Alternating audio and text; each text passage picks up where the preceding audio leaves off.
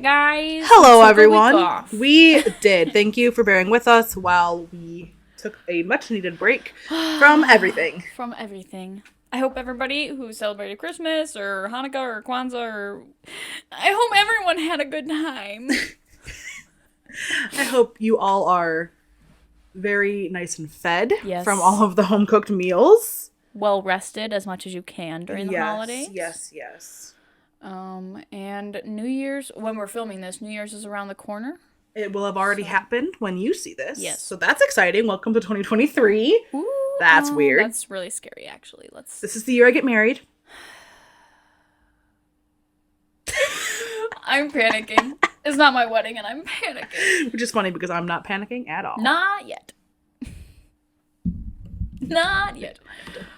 Oh, it's just gonna be so, like, I forgot the fact that I turned 23 already, so, like, I don't know. There's not a difference between 22 and 23, but I'm just kidding. I'm almost 25, which means I'm almost 30. Not at all. Which means I'm almost 40, which means I'm almost 50, and basically over a fifth of my life is already done. Over a fifth. That's a huge chunk. That's a huge chunk. I only have four more fifths. I only have 4 more fifths if I'm lucky. That's to get me to 100. So really, I have 3 more fourths. Oh my god. I'm having a quarter life crisis.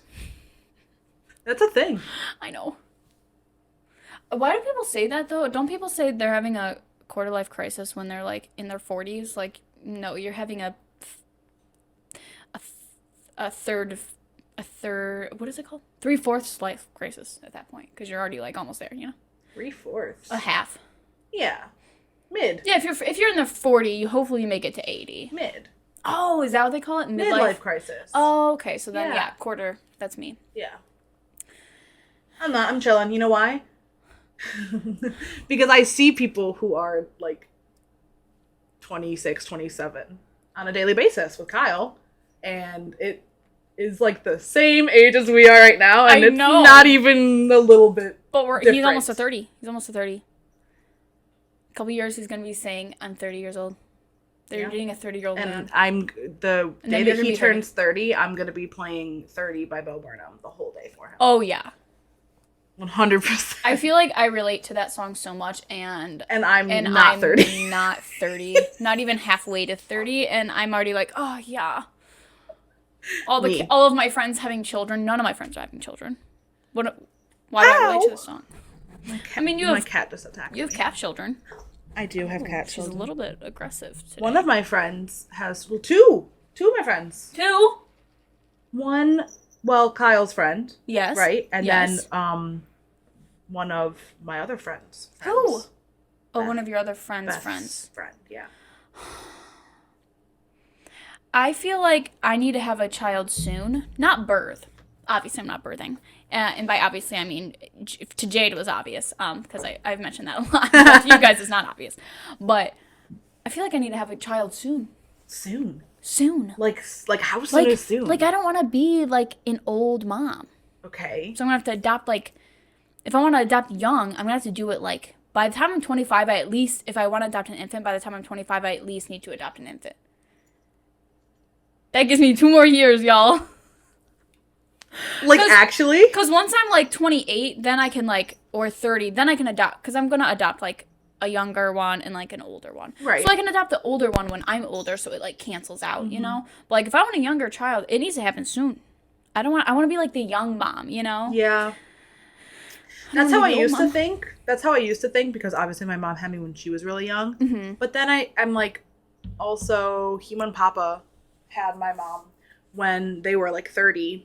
And they still seem very young to me. So, I feel like 30 is not weird. They act very young. Like, I feel like actually a lot of my grandparents act like not how 60 or almost 70-year-olds should be acting. Well, maybe that's just a misconception that we have about 60 and 70-year-olds. No, it is. But, like, because I have, like, one grandma who, like, has hip problems. She has all these things. She has to use a walker. And then I have another grandma who's the exact same age who's, like, walking for miles down Frankenmuth in the snow with us and, like, no big deal. And it's just like, and then there's like how old Hema are and they? Papa who are like, they're both like, I think they're like almost 70.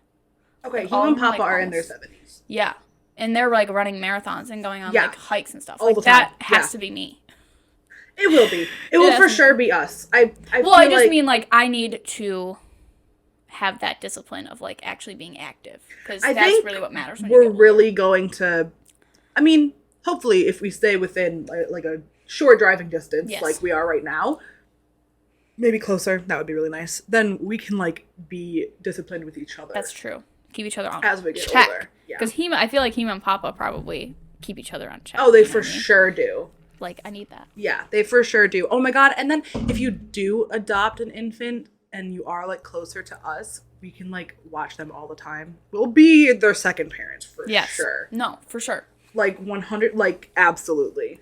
Because like I love babies, and so everybody's like, well, you shouldn't have to adopt like an infant because that's like selfish, because everybody wants the young ones. But I don't care. Yeah, whatever. Like the infant still needs a home too. Okay? Yeah, exactly. But I love babies. I love babies so much. And I don't need a partner to be a parent. Like, I just don't really care about that. Especially if there's only one. Like, I can handle that. My mom did that. I'm handling multiple children every day. Yeah. Ratio of 1 to 4 or 1 to 8. Like, I think a ratio of 1 to 1. That's so doable. But yes, you would definitely be the aunt, godmother. Yeah. Of the child. Yes. Is Kyle good with children? Very, very much. Yeah. Like, oh my God, when we worked at Kensington, there was like, sometimes the pump house would have to like make this really loud noise, and it would like scare the kids a lot because it's like out of nowhere and it's really loud. And one time we were up on top of the slide together, and this kid like got freaked out, and he was like, what is that? And Kyle John was like, okay, you can't tell anyone. That's our dragon. And he was like, the dragon? He was like, yeah, we keep a dragon over there. What do you think powers all this stuff? And he was like, oh. And then like, that's the cutest thing I've ever heard in my actual entire life. Yeah. That's what I need from a partner. Yeah. I know. I was like, that was so cute. That was so cute. Wow. I can picture that of Kyle. Yeah. I mean, like, I can, but I also can't. Yeah. If that makes sense. It because does. The way you guys talk about kids is very much like you don't want children, but right. that doesn't mean you don't like children. Nope. Other people's kids, necessarily. Okay, that's true. Yeah, we're like very, very good. Babysit my kids. Absolutely. You do all of that. Oh, yeah, we're very good with kids. They're not... Ours. As long as I don't have to spend as much money on... that, and also time. And sleep. Effort. Oh my God. And then, sorry to any one of my family members listening right now, but also, there was no time for being able to get high. You can't be high if you're a parent. No. Like, at all. Not until they get old enough where they can take care of themselves. Yeah. Like, a little bit. Take care of themselves. Yeah, like, right. 13, like, in their teens. Like, right, where they, yeah, exactly. You don't have to be keeping an eye on them. They're on their video games anyways. So. Exactly. Also, no time for anything, any sort of intimacy. No. Well, when they're sleeping. But then you're like, I want to sleep. Yeah, exactly. Then it's like, at that point, I also want to sleep. You just make them go for a bike ride now. Don't be home for another at least 45 minutes. No, because then I would be paranoid that they would be kidnapped. That's true, dude. I never think about that. Like, I never think about, oh no, what if something happens to my child? Because obviously I don't have a child. Right. So I'm not like thinking about that. But like... all the time. They would never leave my sight, and they will never have a sleepover with someone whose parents I haven't met and like know decently well, because the amount of molestation things that happen with like sleepovers is ridiculous. So absolutely not. Yeah. If they're having a sleepover, they can come over to our house. True. Like, no. See, my mom said she never thought... Hey. Cat. Stop. My mom said she never thought about that. Like... when I was younger, like, she never, because it wasn't like a thing that like was highly talked about at all. Right. But like one of my neighbors who I was, like, my friend for a little bit in elementary school. She was, like, kind of weird. Her family was kind of weird. But they, like, refused to let her come over to our house and stay the night because of that like, the parents told my mom, like, yeah, we're just, like, super cautious about, you know, whatever. So, like, your daughter can come over here. You guys can both come over here. They were like, yeah, you, like, both the parents can come over, too, whatever. And so then my mom was like, oh, like, never thought about that as a possibility. Which is, like, sad that it has to be thought about. Right, like, exactly, because, I mean, I just be able to drop your kids off, like, with a friend. Exactly. And I mean, hey, Kat, you are getting dirt everywhere. I feel like the older I get, the more children I want. Really? Like, I used to only want one. And then I wanted, like, 2, like, a year ago. But now I'm like, wouldn't it be kind of nice to have, like, a whole gaggle? A gaggle. Like, 3 or 4. But see, that's the great thing. I'm not birthing them, so I don't have to go through pregnancy 3 or 4 times. Yeah, but you have to go through everything else 3 or 4 times. Cars, college. Cars. I forgot about cars. College, any summer camp they ever want to go to. They can share cars. Any, like, they cost so much money. I know. That's why it's like, if I was rich, I would probably have a kid now. Genuinely, that is a big, big, big part, because if you're rich, it's really the money. It really is the money. If you're rich, you can have the kid and you can have them have a nanny that's there all the time, so you can still go do the shit that you want. You can money. Yeah. I never think about money when it comes to children. It's not like a factor for me. I would just want. I know that. Ow. That is a cactus. I just didn't know if it was still. No, it's very pokey. It is. You poked it. Okay. Again. Is it still? Yep. No, it just did that. Just poked myself. Oh my god. Anyway. So yes, multiple children. I'm gonna be like Steve Harrington. Oh my god, going back to Stranger Things. This last season he talks about how he wants to get an RV and have like hundreds of children. That is gonna be me. Whether I do it alone or not. Somehow I'll scrape up the money. Well, don't worry. Kyle and I will help. Oh, thanks. We will help. We will. Thanks. Yes. We might have to live in an RV, but that's okay. That'll be kind of fun. Not with your children. Well, okay, living in an RV with your children sounds like actual help. Yeah. But, so yeah, that's me. I'm going to have multiple kids, and you're going to be the aunt of all of them. Absolutely, and I will be very happy about that. That's exactly. If I have 4, what do you need? That's what's so exciting about like friends that want kids is because like Emily said that if she does like get married and have kids, like she will want kids, and I was like, that's really exciting because that's another person where I can be around the kid, but like I don't. But I don't have to take them home. Exactly. For more than like one night or whatever. Like exactly. Yeah. So. Anyway, hi everyone. This is episode 11. Now that we've talked about of the Oh My podcast. Now that we've talked about children and the future in 2023, we can actually get into like the theme of the podcast. So actually, sorry, before we do, I really just need to show, this is so cool. So one of my beautiful, wonderful friends named Anna made gifts this year, and she was my secret Santa. And so we exchanged stuff, and she made this little ashtray of the moon. If you're watching on YouTube, I'll also insert probably a closer up one. But the moon from our logo, and then on the side it says, "Oh my." It's very, very cute, you guys. It's so cute. I love this so much. One of the most thoughtful gifts it definitely that I've ever gotten over. And then she also made these like candle holders. Oh.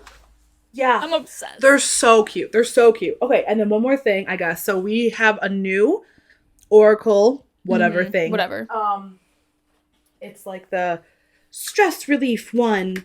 And my cousin's girlfriend got this for me for Christmas, which, to be fair, Jaren and Isla and I are like so close that we're basically siblings. Yeah. So really, she's like my sister-in-law, to be fully honest. So those are really cool. So that's what we use today. So you'll be able to hear that at the end of the episode. And yeah. Yeah. So the theme for today is books. Yes. So whatever has to do with books is what we chose.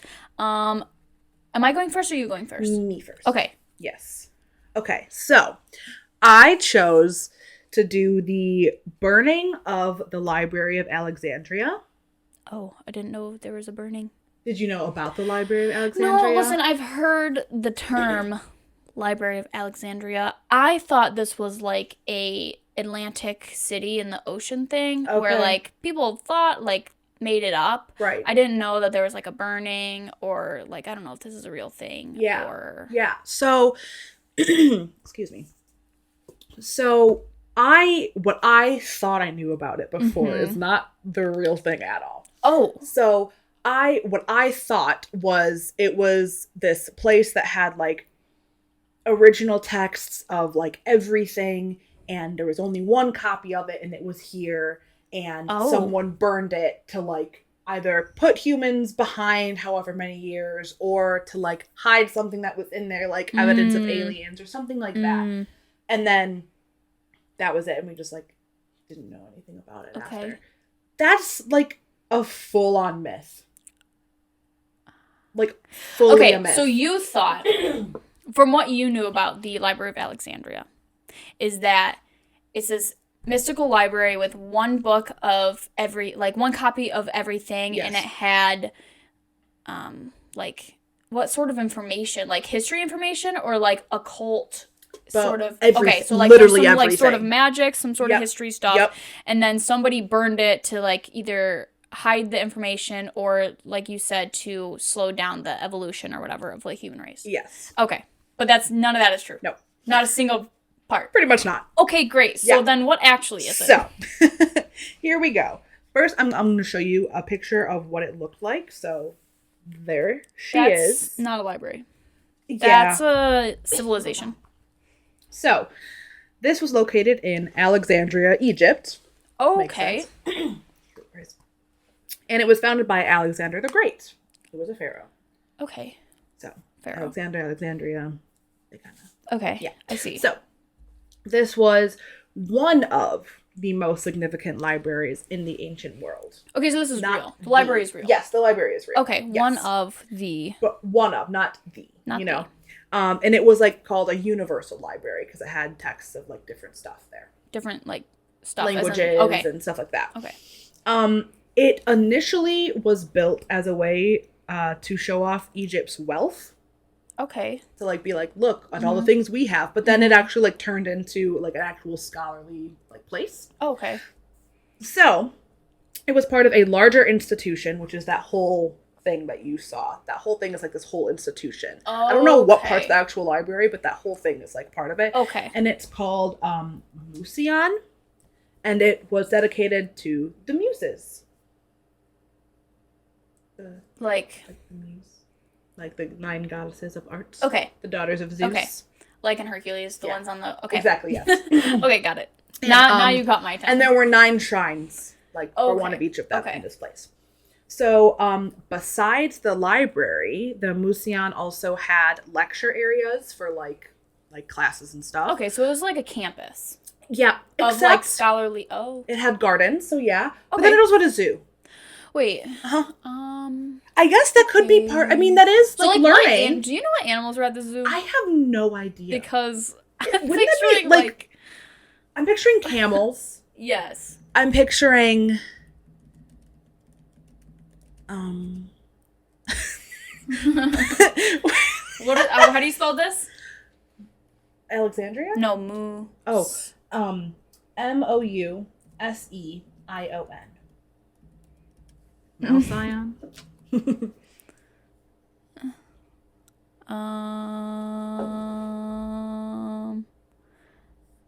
Okay. Nothing comes up. It won't tell me. Cool. I want to know. Okay, but anyway, so there's a zoo. Yes, there is a zoo. That's strange. Isn't that cool? Imagine but also, to be fair, MSU having a zoo. To be fair, though, it kind of makes with a zoology something. If you're studying the animals and like studying how what they eat, what kind of environment they like, the kind of different, you know. But then it'd be less of a zoo, more like a habitat. That's true. You'd think. That's true. Maybe that's what it was. They just called it a zoo. Okay, maybe. Okay, so anyway, it had like not books because there weren't books at the time. It had papyrus scrolls. Oh. Yeah. Right. Yes. Not so books. this was really interesting actually. So, it's unknown how many scrolls were there, but it's estimated this is a wide fucking range. The estimation, okay? No. From 40,000 to 600,000 scrolls. That's like hard to gauge. Yeah, it is. Like even like 40,000 scrolls. I don't even know what that would look like. I know. Have you watched Avatar: The Last Airbender? Yes. Okay. When they go to that library, that like picture like that kind of a thing where the scrolls are everywhere and they're like piled on top of each other and like that. Okay. Yeah. So, they would get these scrolls from people at like the port or whatever. They would grab whatever scrolls that like people had with them, and then they would translate them to Greek and like have that, and then they would keep that and then give the original back to the person. Okay, so everything in the library is like, copied. Okay. Unless they had enough money and wanted the original that badly that they would like pay to have the original. Sounds like a lot of work. 40,000 to 600,000. to 600,000 of like copied, transcribed. Ugh. Yeah. So okay, fun fact. They needed a way to sort the scrolls, but because they're scrolls, they laid in heaps on top of each other rather than like sitting separately on shelves. It was like impossible to fully have like an actual system. So what they did is they divided them into genre and then sorted them by the author's name, and then they just had to figure it out from there. Oh my god. Uh-huh. Dude. That would stress me out to the max. Yeah. I could never work there. Never. I could never Absolutely work there. Not. So Alexandria, the city, was called the capital of knowledge and learning. And here are the different people who worked there during 3rd and 2nd centuries BC. Okay, am I supposed to know these people? I will explain what they did that is important. Okay, because I don't know anything about... I'm so bad at history, you guys. So, it's okay. Like, you even saying Alexander the Great, never heard of him, honestly. Really? Yeah, I'm glad you said he was a pharaoh because I would have been lost. I'm picturing, like, the king. That's what I always thought, too, until I read this, to be honest with you. Yeah. So. Okay, cool. Zenodidus of Ephesus. He worked on standardized... you just... Very small, minimal shrug. He worked on standardizing Homeric poems. So the Greek poet Homer. He would standardize them so that everyone could have them. Callimachus. He wrote Pinakes, which is the first library catalog in the West. Its contents had what was in the Library of Alexandria. So this was like the first like table of contents of like everything that was in there. Apollonius of Rhodes, he composed the epic poem Argonautica. Argonautica, I think is how you pronounce it. Okay.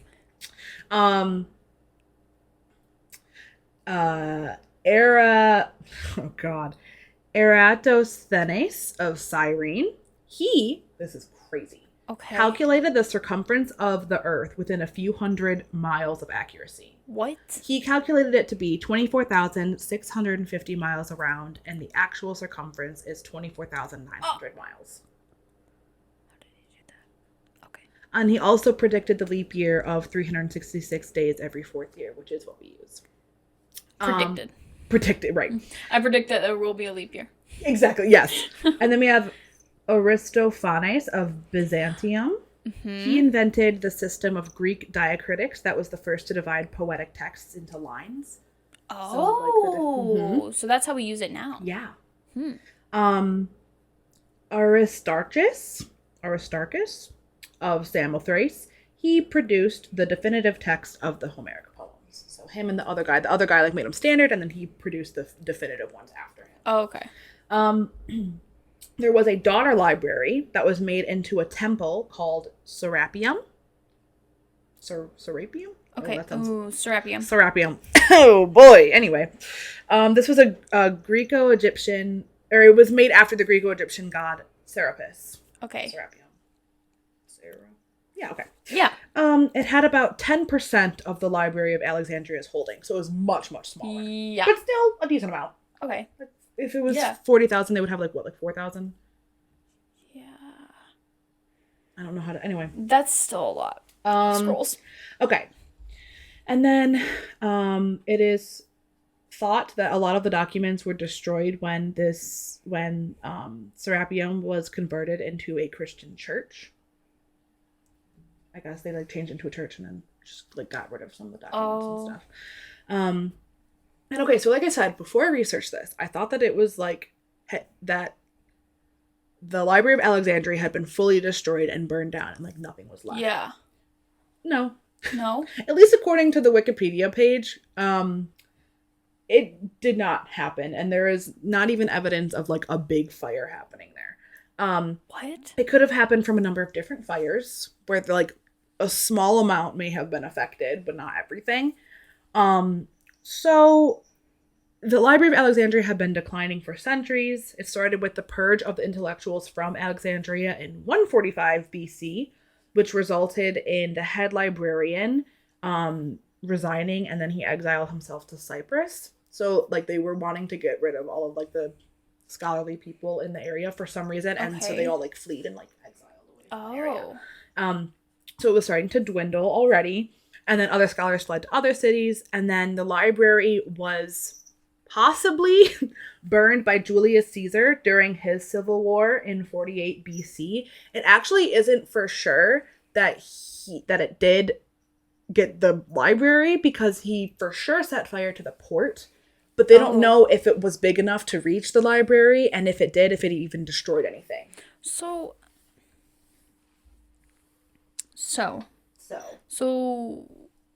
it's still there? No. So nobody knows how it's not there. Definitively, nobody knows what happened to it. Yeah, it just was just like declining. I don't think it's there. Can you still visit? Can you still visit the library? So, like I said, it's hard to know if they were true with the Julius Caesar ones, but if it was true, up to 40,000 scrolls at that time may have been destroyed at once. If it is true. I don't know how they got that number, if it's not true, but there we are. What? What? I don't know. What? Anyway.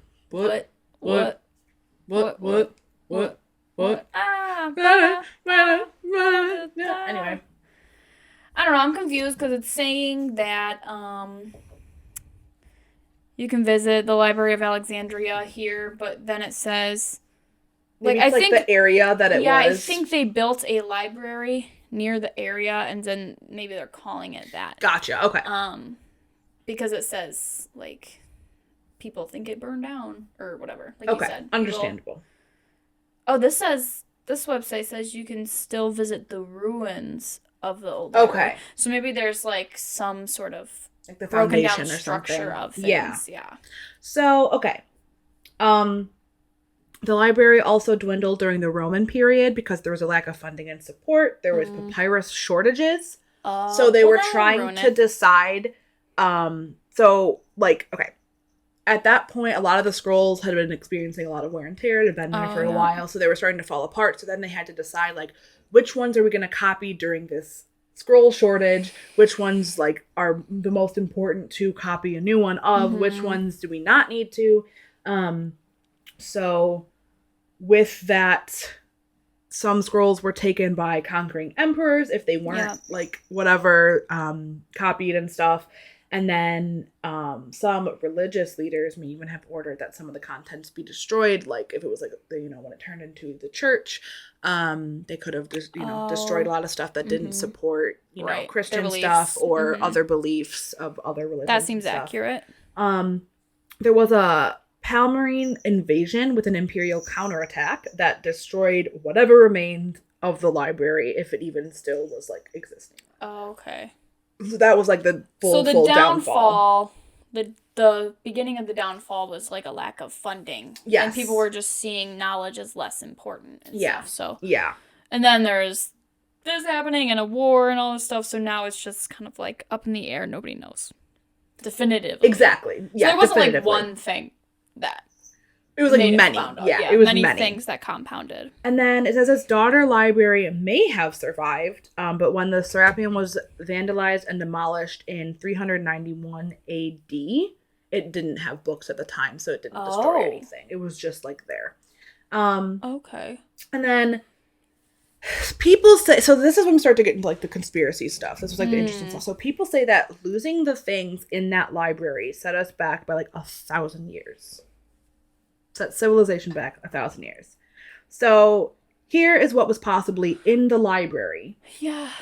That could be the reason why humanity's progress was slowed down. Okay. So apparently the librarians knew that the sun was the center of our solar system instead of the earth, and that the earth was round. They knew it 1,000 years ahead of time. It took another 1,000 years until Galileo, Columbus, Magellan, all of those people were around for these truths to actually be discovered again, that the earth is not the center of the universe, that the earth is not flat, that all these discoveries and stuff that were already known, supposedly.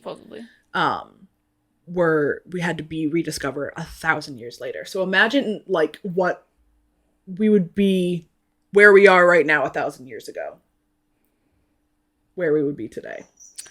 Yeah, but like, what does that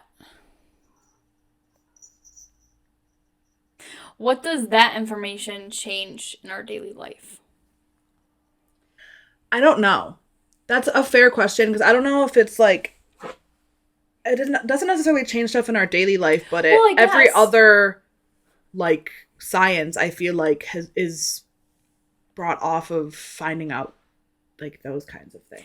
That was gonna say, like, maybe like in terms of like space and stuff. Yeah. If we had 1,000 years, like if we knew what we know now 1,000 years ago, we might be more technologically advanced in terms of space and like traveling to planets and just stuff that. If we knew like the staple information 1,000 years before we were supposed to or we did. Yeah, I think that would change a lot, actually. I think so too. In terms of space. But we don't actually know, like, if they knew that the librarians knew that stuff, why did it take 1,000 years to find that stuff out? Like, how do they know that the librarians knew it? You know what I mean? Like, it doesn't make sense to me. So here's some other conspiracies. That does not make sense. You're right. So here's more conspiracies. Okay. Some people think that aliens burnt it down. Oh, to keep us down? Keep the humans down? Yep. Or that there was evidence of aliens helping humanity. So, like, building the pyramids, building Stonehenge in the library. And other people didn't want that to be common knowledge, so they destroyed it so that there would be no evidence of that. And unfortunately, that's all I have. Basically, all conspiracies fall under those two things. It was aliens, or humans didn't want us to advance, and so they destroyed it. And that's it. It was why would humans not want us to advance? Like, people who want us to, like, governments and stuff that... You know? Yeah. No, that makes sense. So, yeah, it was weird. I thought that there was a lot more to this, and there wasn't, and I was just surprised by what I found. So, that's the library. The myth of the burning. The myth of the Library of Alexandria. Of the Library of Alexandria. Yeah, I was hoping for, like, an Atlantic City. Yeah. Thing. That's what it's called, right? Atlantis. Atlantis, not Atlantic City. Atlantis. I thought it was going to be an Atlantis thing. That's what I thought it was at first, too. Like, not fully known if it was real or not. Well, maybe that's to say that Atlantis was real. If we thought this was like Atlantis, then maybe Atlantis was real. Isn't there some evidence that... Dude, I keep getting... Because I think me, like, looking up, like, this type of stuff on my Google, it like recommends like articles and stuff. Yeah. And so some of them are like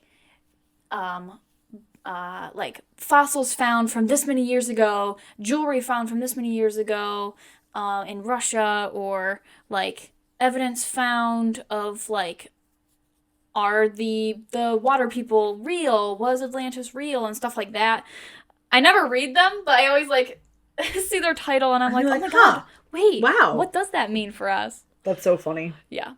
So, my Google's listening to me. Always. So, what's your book about? I got some different stuff. So, I have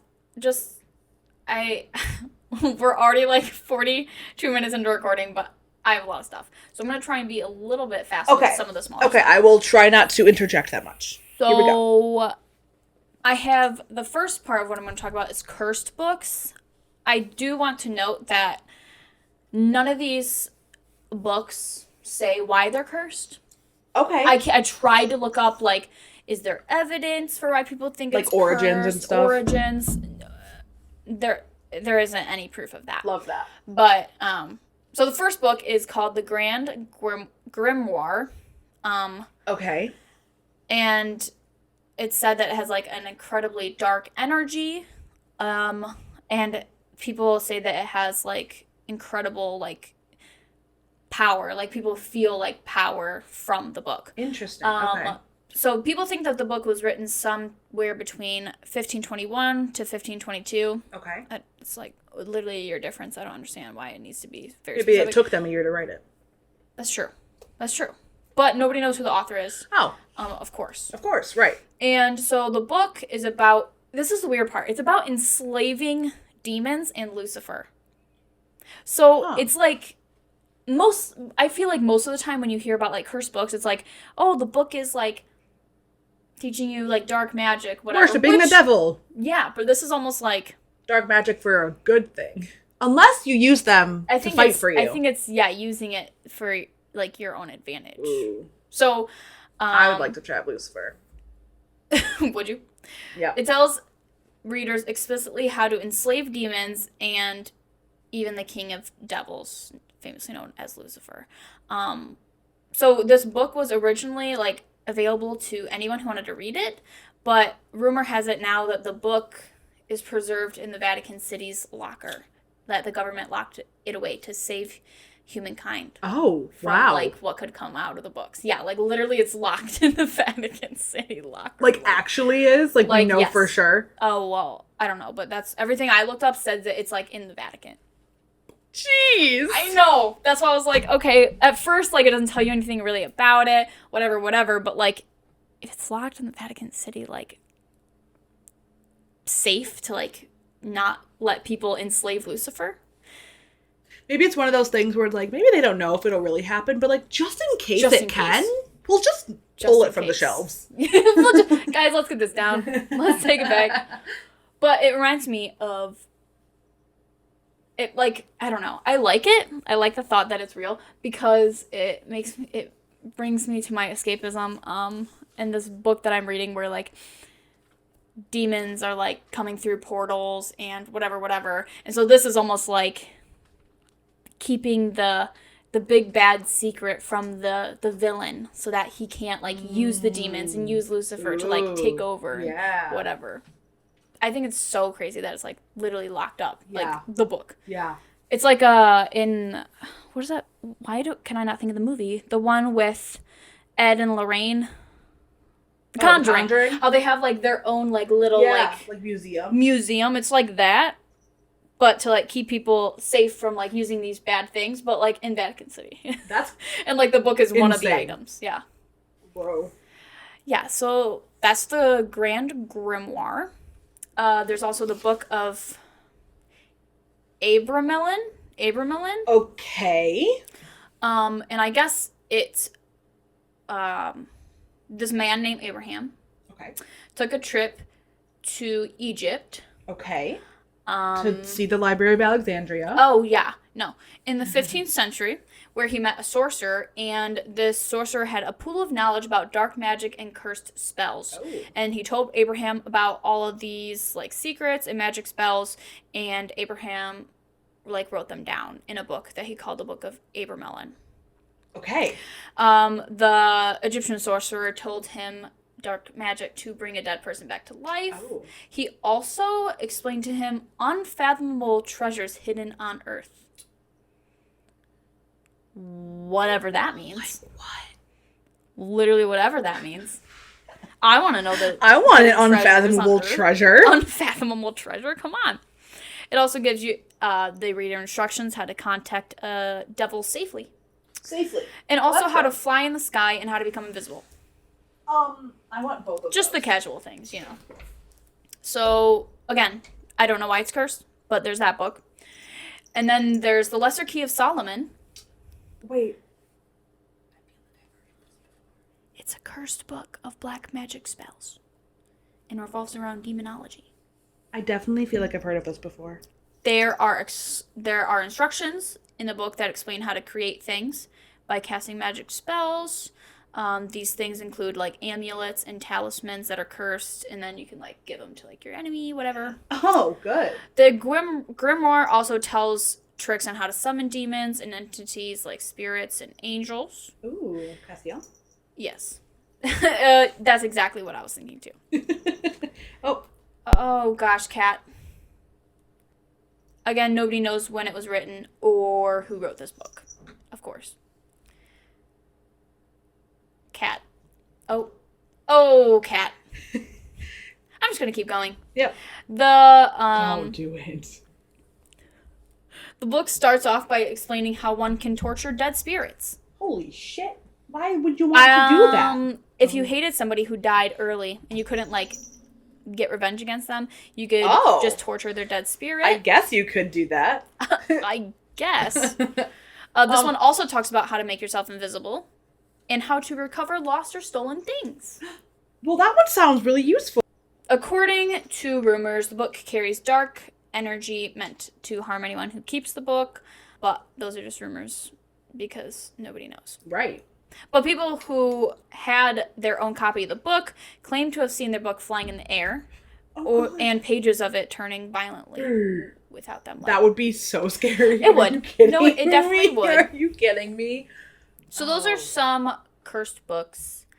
But the next book that I'm talking about is not a cursed book. Oh. I guess, though, fun fact, while I was doing my research, bookbinders and scribes used to place curses in books to ward off potential thieves, vandals, or plagiarizers. That's really cool. I like that a lot, right? Actually. That's a really fun fact. Fun fact. Okay, so now I'm going to talk about the Book of Soiga. Okay. It's a book that people think was written in the 1500s. Okay. And it has around 200 pages, and of course there's no known authors. Nobody knows who wrote this. Of course. But this man named John Dee, he was a mystical scholar. It was a book in his library. And this guy, like, really liked knowledge and, like, old text. But he also liked texts very specific to, like, magic and occult and things like that. Okay.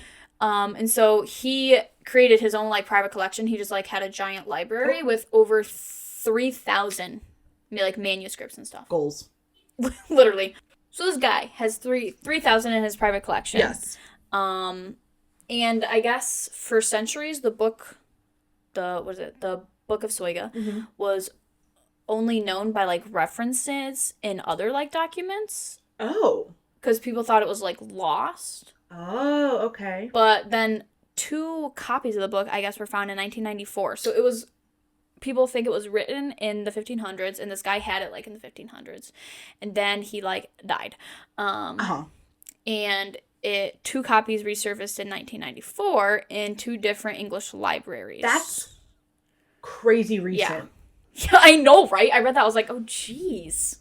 1994. 1994. From the 1500s. That's crazy. Yeah. But the guy, John Dee, only had 1 copy, so... Nobody knows, like, where this second copy came from.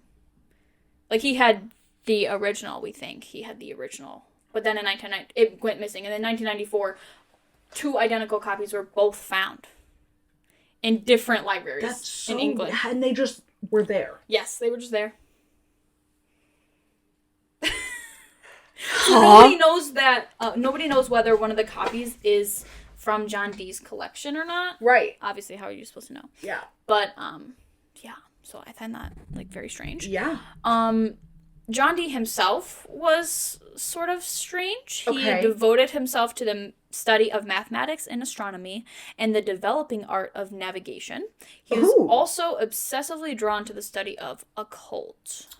Sounds about right. He spent his life searching for the Philosopher's Stone. And Nicholas Flamel. Which I thought, like, from Harry Potter. The Philosopher's Stone. You thought it was, like, made up. No. Oh. Well, yes. But also, in Harry Potter, it makes it so that, like, things can come back to life. It makes it so that you can live really long. Yeah. Yeah. But in this says that the Philosopher's Stone could turn common metals into gold. So, like, I think J.K. Rowling took this and, like, made it something different. Unless you heard about the Philosopher's Stone from something else. Interesting. Yeah. Because all my studies say that Philosopher's Stone turns common metals into gold. So then, obviously, you're rich. Huh. But in Harry Potter...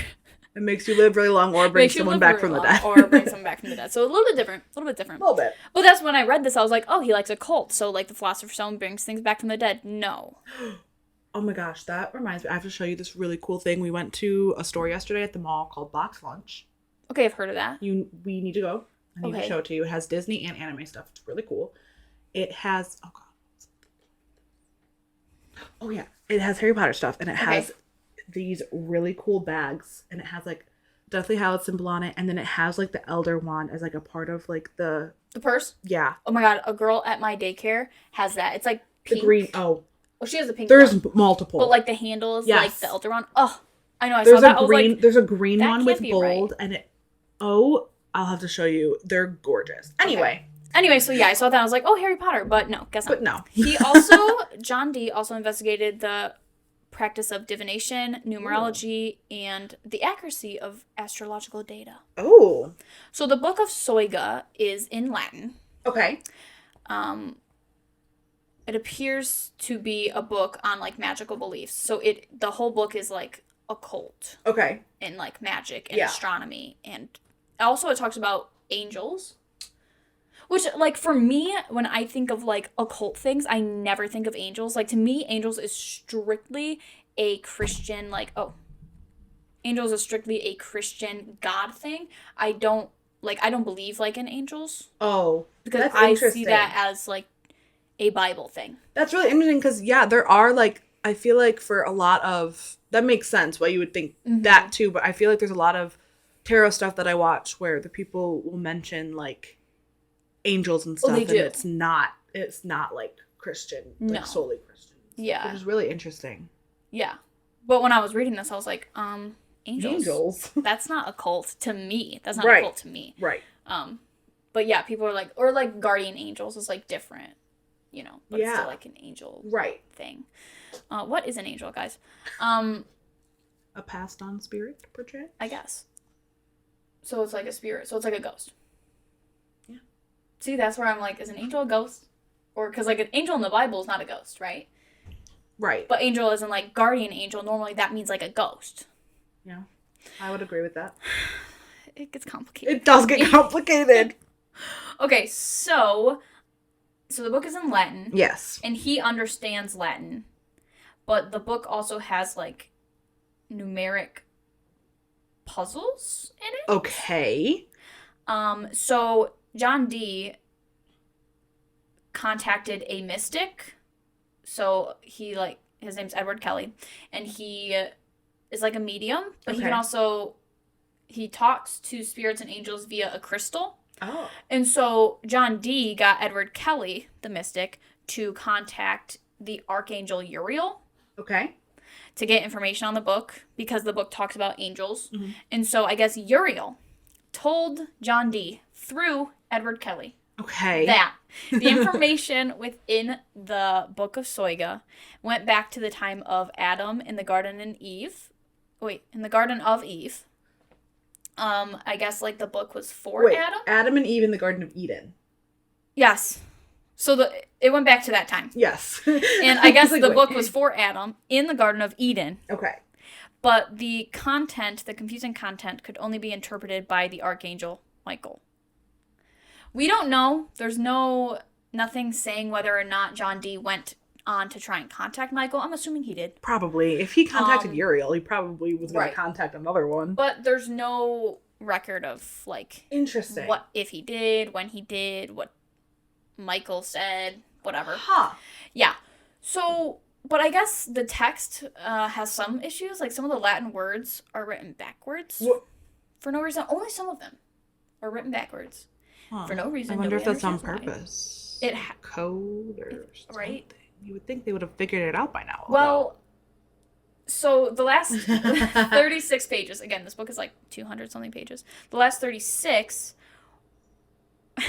they're comprised of squares with 36 columns and 36 rows of random Latin letters that were, like, slightly different from, like, the normal. Like, they were, like... Ew. Strange Latin letters. So, I have a picture here that's, like, really blurry, but, like, this is what it looks like. 36 pages of that. What the hell? Which also, now that I'm just thinking about it, there's 36 pages, and each page has 36 columns and 36 rows. So, That totals to 46,656 letters. That are hard. It's hard to even see the letters, I guess. They're, like, strangely written. The rest of the book is easy to read, except for the Latin words that are written backwards. Well, right. But then there's, like, these 36 pages with 36 columns and 36 rows. The letters are, like, slightly different and, like, were hard to decode. And so he spent, like, his whole life, like, trying to decode that. I understand. I get that. And I guess, in 2006, the code was broken, so to say. Okay. It was broken by a man named Jim Reeds, who is a mathematician and cryptologist. Cryptologist. Okay. The first 24 tables, according to Jim Reeds, are named after zodiac constellations. I don't know what this means. Okay. I don't know. It's like, literally, picture a table with 36 rows, 36 columns. Every box has a different random Latin letter. And somehow this man is saying that the first 24 tables, so the first 24 pages, are named after zodiac constellations. But there's only 12 constellations. 12 zodiac constellations. Yes. So, like, there's more than one for each one. 12 times 2. Yeah. 24. The next 7 are named after planets. Okay. And the remaining 5 are named after the natural elements. So that's what he decoded. But still nobody knows what that means. Yeah, wait, so he decoded that, but, like, he's not saying exactly what it says still? Yeah, because the way that, when I was reading it, what I got from it was that it's not like words. It was almost like themes. I think these are like themes of the tables. Gotcha. Okay. So I don't think it's just like the word Sagittarius okay. Over and over again. Okay, I see. I think he was decoding. He called them seeds. They call them seeds. I don't know what that means. Okay. They called them seeds. For each table has its own seed. Yeah. So the first 24 tables, their seeds are named after different zodiac constellations. The next 7 tables, seeds are named after planets, and the remaining 5 are named after the natural elements. Interesting. Yeah. So he decoded that. Good job, Jim Reeds. But what does that mean? Yeah, what does that mean? Can you interpret? Can you explain? Interpret, Jim? Come on, Jim. So yeah, that's the Book of Soiga. It was decoded. The code was cracked, so they say. But that doesn't... No, it's not cracked. Because nobody knows what that means. You can't crack a code and be like... still confused. Yeah. You can't crack a code and be like, I did it. I cracked the code. But I have no idea what it means. I know what it says, but what it means? Couldn't tell you. I know what it says. Kind of. I don't know if I'd use the word says, but I know what they were going for. I know the generally theme. So, yeah. A book, 200 pages, 36 of just random tables in the back. That's really fucking weird. And that's weird. I've never heard of this either. No so author. Weird. And, yeah. Nobody knows what it means. That's weird. I'm sorry. But the rest, so the beginning of the book is all about, like, spells and astronomy and blah, blah, blah, and then just random tables in the back. With slightly different... With 36 pages of 36 columns with 36 rows. With slightly different Latin letters. Yes, slightly different Latin letters. Not easily decodable Latin letters. It's really fucking weird. Yes, it is. Yes, it is. Huh? Literally, huh? I don't like that. It is crazy to think, though, that, like, there's, like, people where their whole job is to, like, just try and decode, like, ancient texts. Yeah. Like, that'd be so fun. So fun, but also so frustrating because you could spend your whole life doing it and not decoding it, and then you die, and then you never decoded it. Oh, I don't think about that. I just think about, like, sitting there, and you're going to hit so many plateaus over and over again. I'd just be, like, crying, like, looking over these 36 tables of 36 letters. 100%. Like, huh, guys. I for sure would just be in tears constantly. But at the same time, we talk about this. I need answers. I like answers. And so, like, where my whole job is to try and find answers. Yeah. That'd be so satisfying to me. Even if I don't figure it out, like, the fun. I just like the fun of it. Yeah. Wish I should have been a history major. You literally just said that you suck at history. Sure. At the beginning of this episode. Yeah, but also history majors get to, like, travel and, like, see, like, stuff like that. Like, we like history. I just don't know, like, the leaders or... Yeah, that's fair. Whatever. Like, classes and stuff. Because, you know, like, when you hear about, like, the pharaoh, you hear about, like, the classes and classism. And I just don't know anything about that. Yeah. Or, like, government stuff. When it comes to history, I don't care about government stuff. I care about, like, ancient artifacts and...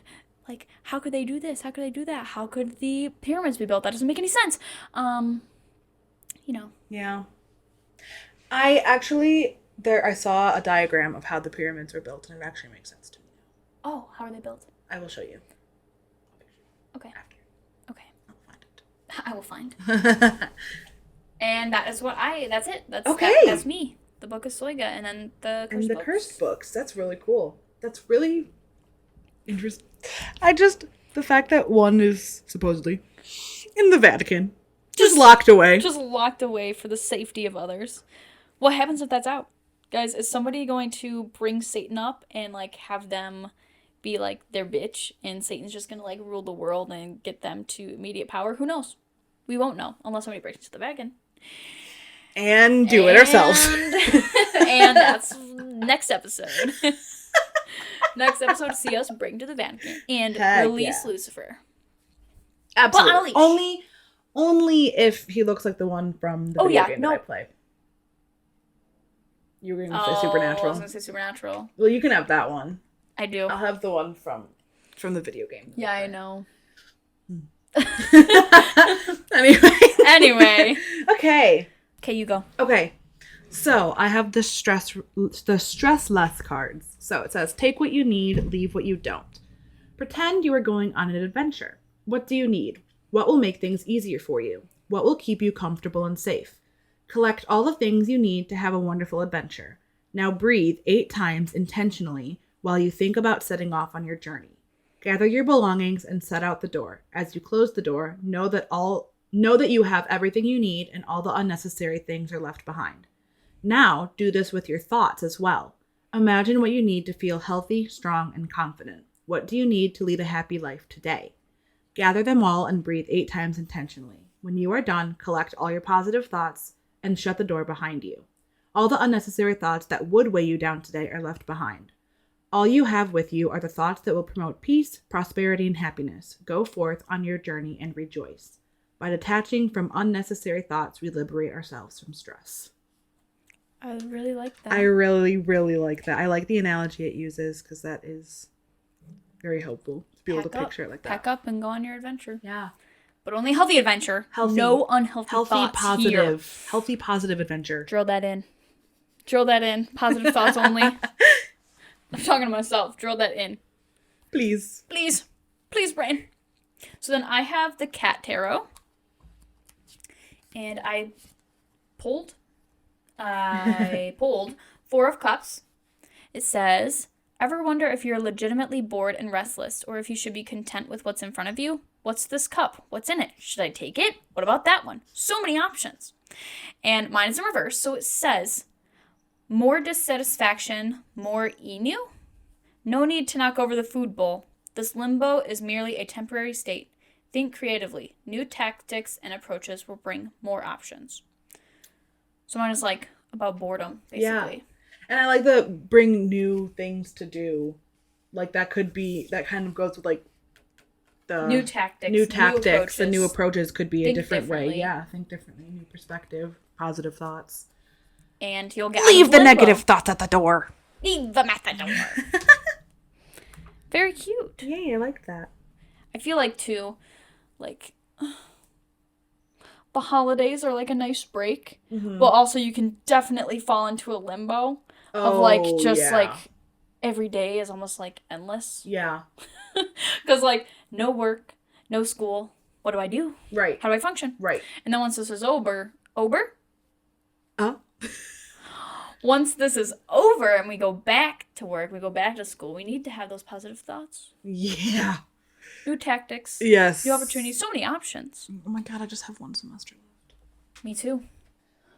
Let's...